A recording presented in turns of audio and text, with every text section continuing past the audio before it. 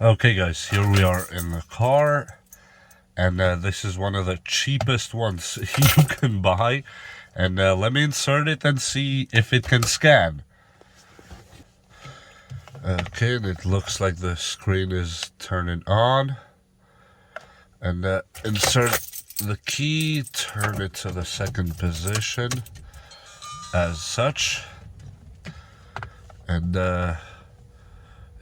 it detected it's a Mercedes. Enter new scan.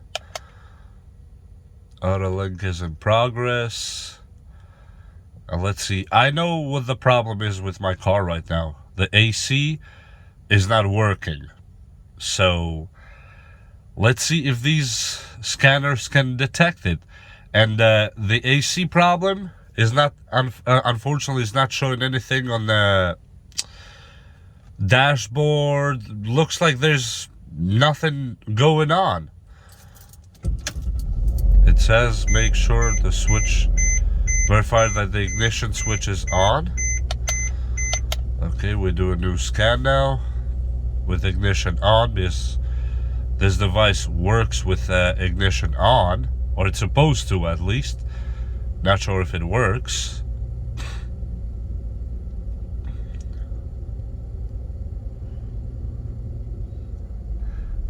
And this one doesn't even bother. Let me disconnect this one because it's not even worth our time. As you see, the vehicle doesn't have any lights on the dashboard to indicate anything wrong. But when you come to the AC to turn it on, I click on, and there's no cold air coming out of there at all.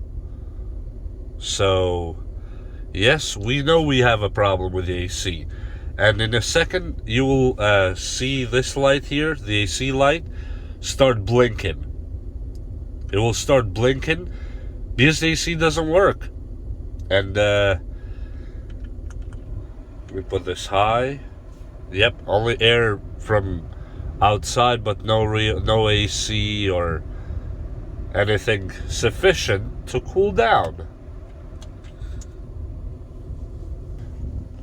As you see, the AC light went out, and when I press, it does that blinking. You see that? And after the first device did not scan anything, let's try the second one. Second one is Autel from Autel. This one here, it's a tiny device. I think they're around $30 or so. And let's plug it in and see if that one finds anything. Here's Autel, which for some reason they went cheap on the cable. The car is on third position, as you see there. Let's start just a regular scan. Waiting for vehicle to respond. Communicating. 2013. Yep. It says everything is okay, as you see here. And we can read the codes all day long if we want to. It says no code stored. As you see, it has the check mark, so that indicates nothing's wrong. Okay, let's try now the iCarsoft. Okay, here's iCarsoft. We plug in the data cable, and it turned on. And diagnostics, you go here, Mercedes-Benz, version list 12, because we just upgraded it on our computer. Wait for it to load. We have to go find our car. GLK, gasoline, GLK 350. Smart scan or manual. I'm gonna just do a quick smart scan.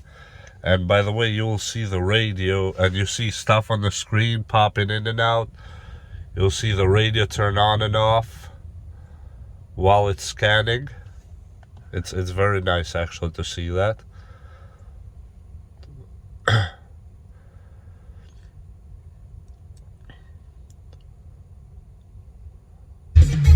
The radio just came on and off by itself.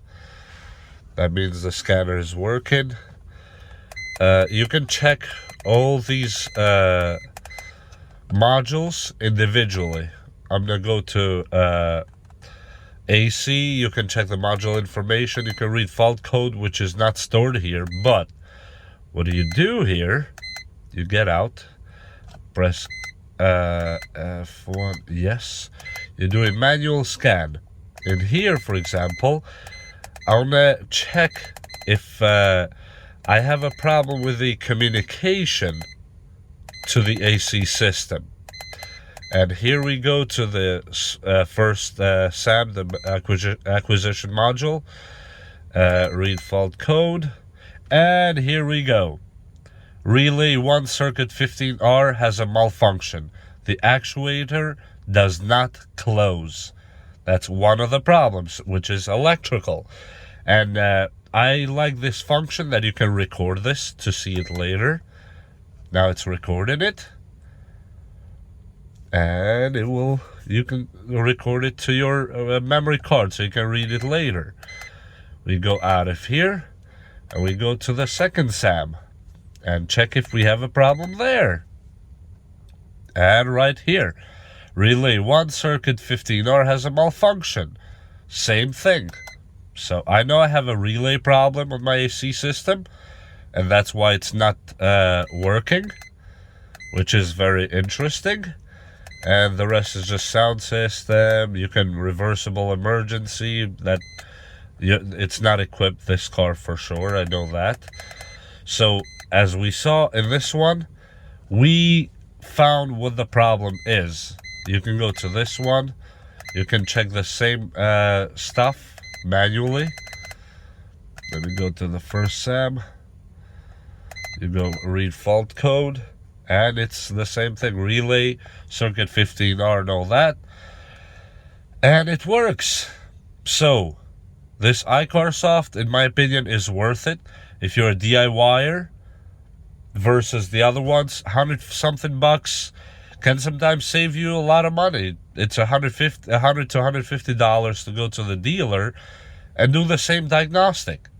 And in any case, that's all I had to tell you today, or to show you today, and that's it. We'll see you next time. And if anybody's a mechanic out there and want to pinch in your 2 cents and tell me what do you think is wrong with my car, or you know more about these devices or whatever, please let me know on the comments below, and we'll see you next time. Bye.